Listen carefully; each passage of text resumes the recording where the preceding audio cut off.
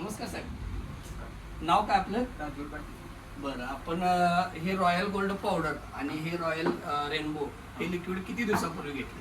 हे आत्ताबरोबर आठवडा झाला. एक आठवडा झाले चालू करून. पण तुमची गाय ही ताजी व्यायलेली आहे, साधारणतः 27-28 दिवस झाले. बाकीचे गायी काय, म्हैसे काय काय त्यासाठी तुम्ही रॉयल पावडर आणि रॉयल रेनबो वापर डेली 10 ml. तर पावडर एक 100 ग्रॅम पर डे वापरतो. तर काय फरक पडला दुधामध्ये आणि फॅट एसिडमध्ये? गाई 25 लिटरवर होती. हा, आता 28-29 लिटर दूध पिते. म्हणजे 28-29 लिटरवर गेली, म्हणजे 3 लिटरचा डिफरन्स पडला दुधामध्ये.